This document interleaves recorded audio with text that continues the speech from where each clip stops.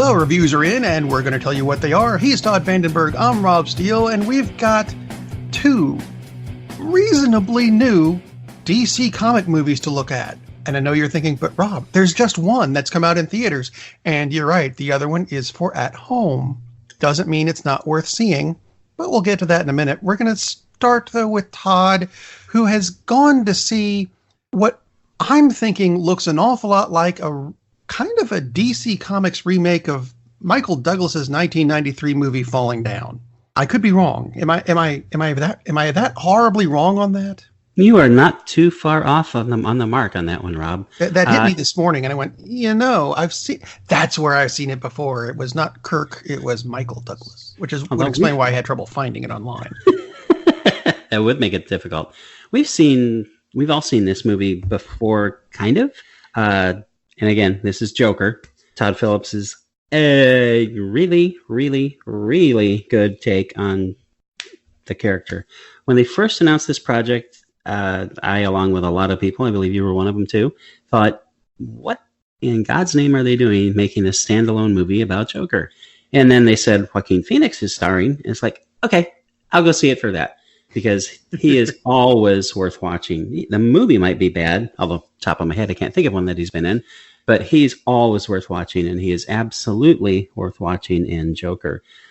This is set in 1981. Not that they put up a thing on the screen and tell you it's 1981. It has a feel of the 70s gritty movies like Mean Streets, like Taxi Driver, and there are a lot of references and callbacks to Taxi Driver. There are also a lot to another Scorsese movie, The King of Comedy. And if you haven't seen either of those, especially Taxi Driver, oh my God, you need to watch those movies. But it opens, and this movie is brilliant in so many ways. It opens, and of course it's a Warner Brothers film, but it doesn't have the DC logo on there. And it has the Warner Brothers logo that they used in the 70s. The highly stylized, curved, kind of blobby W that was in black and red. And I thought, oh my God, this is someone who thought of that has a lot of good thoughts. And they did. It has kind of that tone to it, kind of dark bluish overall, just a feel to it. And again, Phoenix is excellent. It's a different take on Joker. Yes, it does exist in a universe where there's going to be Batman because, spoiler alert, Thomas Wayne is a character in this. He shows up pretty early, so not really a spoiler. And you probably heard about it already. So this is pre-Batman. Does he have a hand in the origin of Batman? Maybe, probably. Basically, he's a very disgruntled person. He is mentally ill, and he is having a very difficult time chasing the challenges of the world.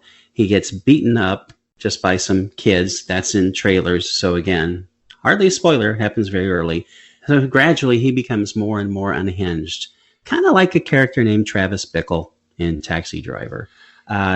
Things generally just keep on going further and further downhill. There are some long sequences that turn out to have been fantasies that he's had.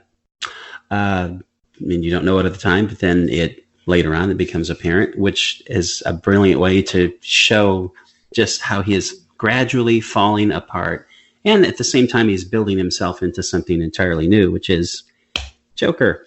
One of the brilliant aspects, Robert De Niro is in this as a late-night talk show host. Robert De Niro, of course, Bickle in Taxi Driver, and Rupert Pupkin in The King of Comedy, who was, like Joker, a wannabe stand-up comic who was really, really bad.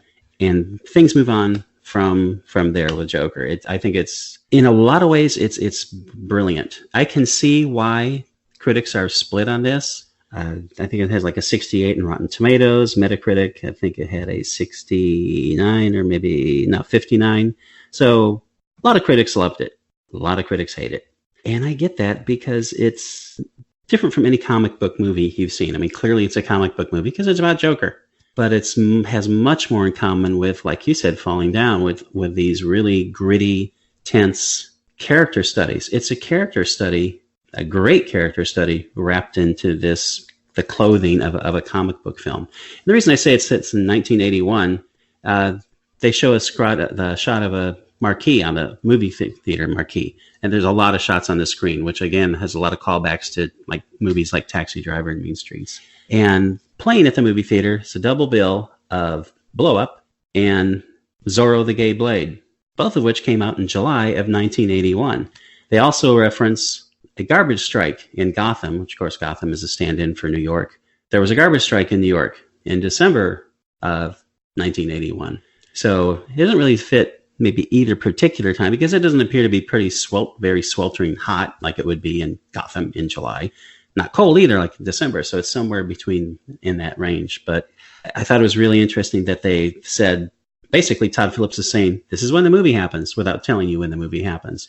There are so many little things that keep on adding up to build this and make this a better film. It's fairly violent. There are a couple scenes which are like over the top, horrifyingly violent. And I don't mean over the top like it takes you out of the movie, like over the top like, oh, I wish I hadn't turned the corner and seen that murder kind of thing. Wow. Yeah. So there, and that's probably, I haven't read any of the reviews because I didn't want to spoil it for myself. I would imagine that's part of the reason that some critics don't like it, because when it gets violent, it's violent. To me, it's amazing that the guy who did The Hangover came out with this film. So, and there is a lot of humor in it, but not nearly at the level of like the Marvel films use humor. The good thing is this doesn't need it. The pacing is really good. It's not this long slog through, oh my God, things are awful. It gets depressing. And it's not depressing despite the fact you're watching a guy gradually fall apart, which is weird. Maybe that makes me an awful person. Maybe that's why the critics didn't like it. But again, Joaquin Phoenix is absolutely amazing. And I would be kind of surprised, actually. I would be very surprised if we don't have another actor nominated for playing the Joker, which would be, I don't know if that's ever happened. I meant to look at that before, but I don't know if there have ever been two different actors nominated for playing the same role. Although it's not really the same person, but you know, they're both playing Joker, so same concept. Yeah, I mean, he's the Joker, and he's basically the same kind of dude, but he gets there in a very different path, and he's an agent of chaos, or he will be, but gets there in a very different method. I mean, this is obviously it's Joker's origin story. So Heath Ledger's version, I picture would be very different, but looking back at it, he could have been a wannabe stand-up comic. You just don't realize that because he doesn't go into that. He likes to talk about his scars instead, but much better than I had expected. Highly recommend this. This is not one of the movies that fits our tagline. We watch movies so you don't have to. You have to watch this movie if you like good dramas, if you like great acting, and if you like DC films. Which, granted, that last category is not as large as we think it should be. yeah, exactly. But that's their own fault for it. Very true. I would like to point this out because this amused the crap out of me this week.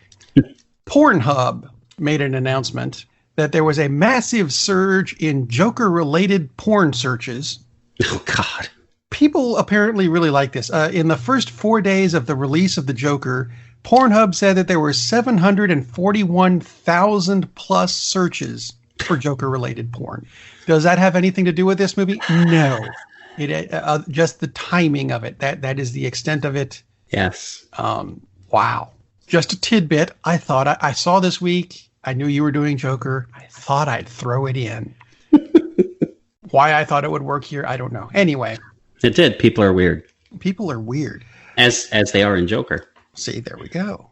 But Joker is not the only DC movie to come out this month. Weirdly, there was another one that so far has flown under the radar because a lot of people don't know it exists yet because it's only available for streaming. It does not come out on DVD until the 22nd, I believe it is. And that would be another one of the DC animated movies, which are usually really good. So let's see if they got Wonder Woman Bloodlines correct. And the answer is kinda. They got the first thing we get in this movie, which I think is great, is the origin story of Wonder Woman, because we haven't gotten that in the animated version yet. We kind of get that out of the way. It takes a whopping 10 minutes for this bit. Don't worry about that. It goes to the part where Steve Trevor crashes on Paradise Island or Themyscira, or however you want to pronounce it. He can't in the movie, which I find amusing. And it leads right up to one of the previous movies, Justice League War. And then it goes, opening credits, and then several years later. That is a brilliant opening for this movie. It is a great start, and from there it gets, unfortunately, that's not really a good thing. I mean, it is not the worst DC animated movie by a long shot. Batman and Harley Quinn. Harley Quinn. Oh, good Lord, that was horrible. But there was a lot of it that I just felt, this Wonder Woman Bloodlines, I just felt was not spectacular. Normally movies are broken up into 3 acts. I'm going to give the origin story an extra act, so there's 4 in this movie.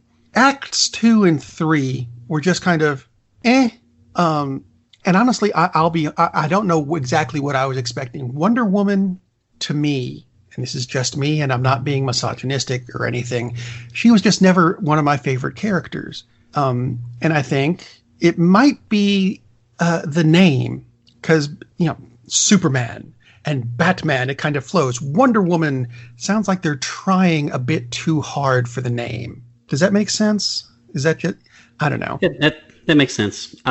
She was never one of my favorites either, just because to me it's too much of, we'll just basically make Superman a female. Yeah. Now, they call her Diana a lot, which is a great name. I'm married to something that's very close to that. That'll do. Which is a great name, and it goes with the origin. I don't think she ever really needed a code name, but calling a comic book Diana kind of makes you go, and leads back to the porn Joker thing, and we don't need that. Anyway, through the next 2 acts of the movie, there's the usual rogues gallery from her books, like Cheetah and Giganta, and a couple others that I was not familiar with, and I'm not going to tell you who, because it turns out they're in the new books. But it eventually comes around that there's a big conspiracy to bring back Medusa. Yes, that Medusa, the one with the snakes for hair, turns people to stone. And spoiler alert, they do it. That's not a spoiler alert. Once you find out that's what they're going for, they're going to do it by the end of the movie. Now, once they do, it results in a brilliant final battle, great 4th act of this movie, which had a few unexpected moments, and I liked it. Now, so far, it sounds like I liked the beginning, I liked the end, and the middle bit was kind of, here's a catch. And I think this is probably the best part of the movie for me. And like I said, I loved that battle scene. It was great. But here's the best part. When the credits started to roll, I was kind of feeling a little disappointed because there are 2 gaping plot holes that were brought up during Acts 2 and 3. And I thought, you should have resolved that. That would have been nice. But then there's that kind of post-mid-credit scene. And during that, they filled in those holes.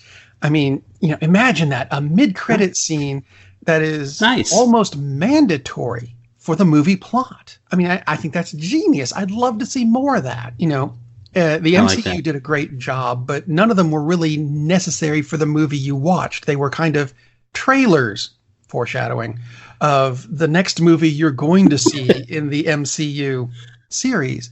This one, you have to see it for it to work. And that's why I ended up really liking this, because it does tie everything off the way it's supposed to. So there, damn it. So Wonder Woman Bloodlines, currently available for streaming from just about anywhere you can stream, I think. Blu-ray and DVD, like I said, on the 22nd. And it just it's another in a long line of DC animated movies that you should watch because they're good. Indeed they are. I like that's really, really smart using the mid-credit scene to do that. By the way, public service, there is no mid-credits or end-credits scene for Joker.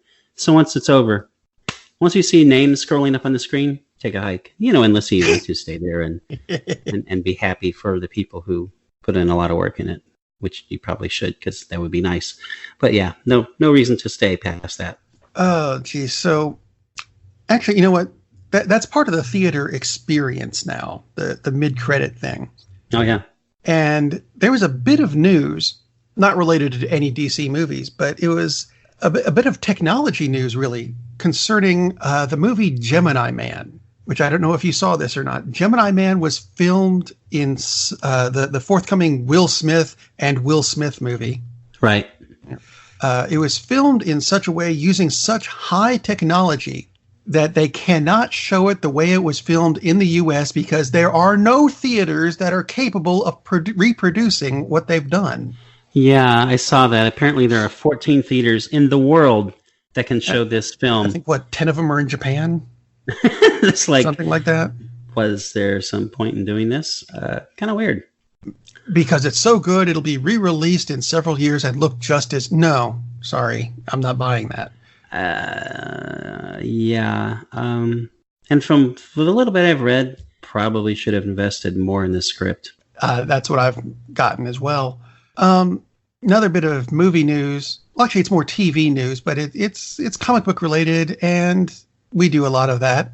Concerns the X-Men animated series from 1990-something, where apparently a Hungarian man recently emigrated to the States, and his grandson introduced him to the X-Men animated series, and he said, hang on a minute, and is now suing Fox Kids and the X-Men people and anyone he can think of for stealing a theme song, that iconic X-Men theme song, stealing that from a TV show he produced in Hungary back in 1981.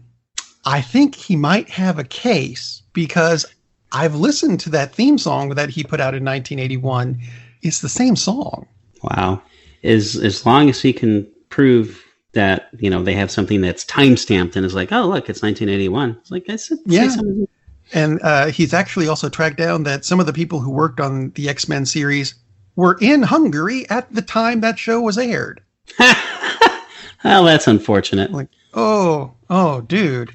I'll see if I can put this up on the website if YouTube will let me. It might not.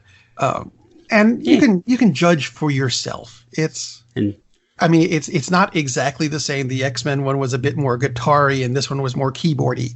The notes are there. It'll be fun. Yeah, but if it's the same song, it's the same song. Yeah. Yeah, sounds like Disney bought themselves some extra trouble. Thanks. And news out of the Star Wars front, because I'm going to admit something. Admit it. I was going to skip Rise of the Skywalker.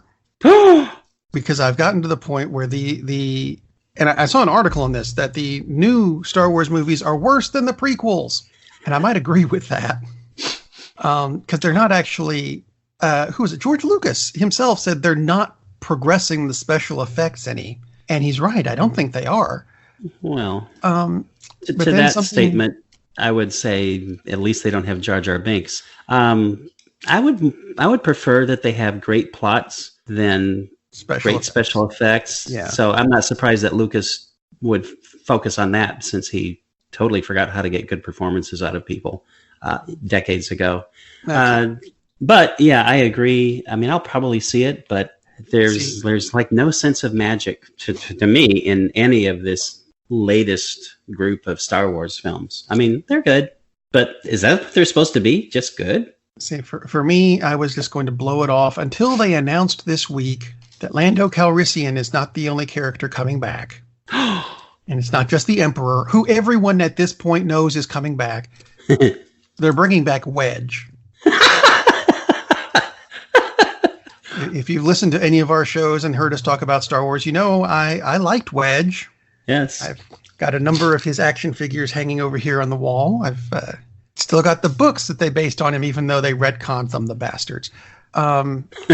Yeah, Dennis Lawson is coming back to play Wedge in Rise of the Skywalker. And damn it, that means I have to go see the movie. Wedge. Anyway. Wedge. How funny. They did announce that a new trailer is supposed to be coming soon. Well, I would hope so. The movie comes out in 2 months. Thing is, I'm kind of hoping they put it off a bit, because once that trailer hits, know the barrage of Star Wars related advertising is coming. It will never end. No, it's going to seem like it'll last long. No, I was going to say it'll last longer than any of the presidential candidate election. No, it won't. That's going to last much longer. Yeah, it will. Anyway, I'm just hoping they give us a trailer that's worth watching. See, I'm trying to do a segue here. Oh, so clever. because Todd had something he wanted to talk about on trailers. So Yes. you said you saw a few of them with Joker that you thought were good. I saw a few trailers which were incredible. That doesn't mean the movies will be incredible. But again, and we've talked about trailers, the job of a trailer is to make you want to see this film. And they certainly worked for me. The first trailer I saw was for Terminator Dark Fate. Now, there's been, there's been teasers out there, but this is the first full, or maybe it's the second full trailer. I don't know how long the first one was, but this one has much more scenes in it than the first trailer I saw. Holy cow. And I'm not talking about just the action, but the lines, the script, the acting. This thing looks absolutely great. Directed by Tim Miller, the guy who did Deadpool. So you would think maybe it'll have a bit of a different sensibility, but I don't think there's going to be any breaking fourth wall in this. But Schwarzenegger is back as, yes, the Terminator. Mackenzie Davis, which I mentioned months ago as starring in this movie, Izzy Gets the F Across Town, and she was brilliant in that.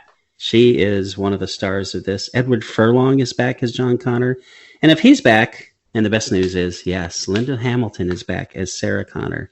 And wow, this really looks like this is her movie. I mean, she is awesome in the trailer. Everybody looks great. The action looks terrific. One of the things that made me happy, there's a new Terminator, because there always is. Gabriel Luna, the guy who played Ghost Rider in the Agents of S.H.I.E.L.D. series. Thank you. I've been wondering who that was. I thought he was terrific in that, and he is the new Terminator, or maybe one of the new Terminators, but he's the villain in this, at least as far as we can tell from the trailer. So an awesome cast, but again, and Arnold looks excellent considering his age, and so does Linda Hamilton. But it's like as soon as they said Linda Hamilton was back, I was on board with this. And if you missed the show when we were talking about this, because this was months ago, this ignores everything after Terminator 2. So you don't have to worry about all the stupidity of Terminator Genesis and 3 and all this other garbage that they pulled out. So whatever the one with Batman was. Yeah. So there's no Teenage Mutant Ninja Turtles or anything like that. So God knows they were probably in one of them. So another excellent thing. James Cameron was one of the writers, not on the screenplay, but on the story. So just everything looks right for this. And the trailer, again, who knows? Because maybe it's every good part of the movie, because we've all seen trailers like that where, oh, that was the movie. The rest of the thing was an hour and 40 minutes of padding. So we'll see. But the trailer for this is just fantastic. I mean, it's just, wow, amazing. Shifting tone quite a bit. There is a movie coming up called Knives Out. When the trailer for this started, I thought that this was a trailer for the remake of Clue, because it looks very much like that. It has a bunch of odd characters. Just seemed really bizarre. Has an amazing... It's a murder mystery, but a very insane, way over-the-top, crazy-ass murder mystery. Toni Collette, Chris Evans. Let's see who is in this film. It seems like half of people with a Screen Actors Guild card are in this. All right, so Toni Collette, Chris Evans, Daniel Craig. He's the detective who's trying to figure things out. Jamie Lee Curtis, Michael Shannon, Lakeith Stanfield, Christopher Plummer. Oh, there's Don Johnson. Frank Oz. I didn't know he was even still alive. Hey, good to see you, Frank. So, man. Sounds like a great the cast trailer. It is, and the trailer for this is just, oh my God, the trailer is just incredible.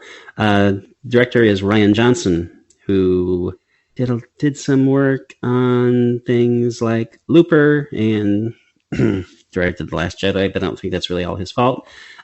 Brick, which is just an amazing, weird murder mystery set in a high school. If you haven't seen Brick, Brick, you should totally watch Brick. So, again, Knives Out. This thing just looks completely over the top, crazy, amazing, and fun. And again, this will be out soon.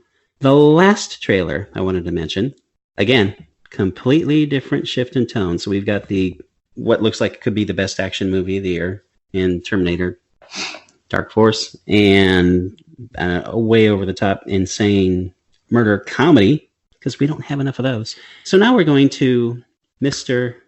Tom Hanks, and he's got another role and probably will get another nomination because, you know, if the year ends in an even number, Tom should get a nomination. Actually, he hasn't gotten one for a while. I have a feeling he will for playing Mr. Rogers, and It's a Beautiful Day in the Neighborhood.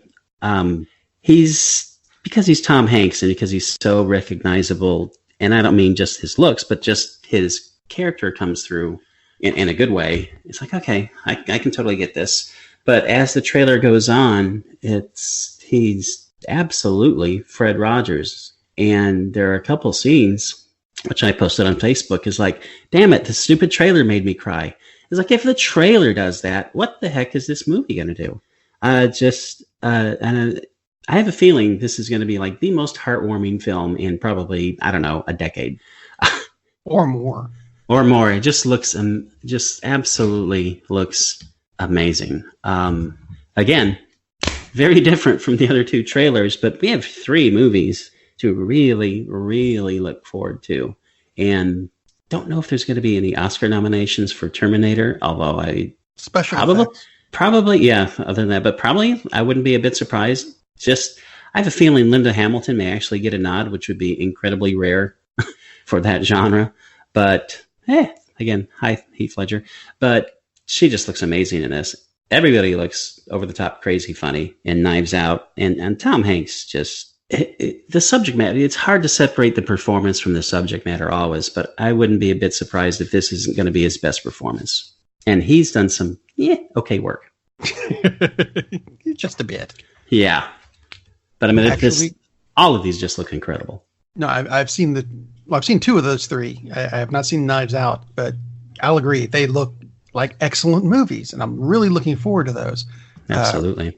Although there's one trailer that has been pushed a lot lately, and my family and I cannot make heads or tails of the damn thing. He knows where I'm going with this.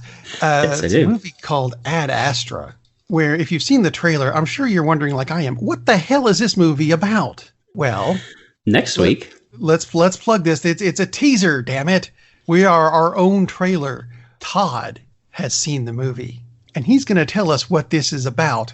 And if nothing else, tune in to hear that, because I'm curious, and so should you be. So tune in next week, and until then, get out and go see a movie. Captain, we're losing power in the warp engines. I think we should be leaving now. I'm going to go home and sleep with my wife. And on that unusually harmonious bombshell, it is time to end. I am very disappointed! Man, we have a weird job. It's shameful, but, it's a living. And like that, he's gone. Darn, that's the end.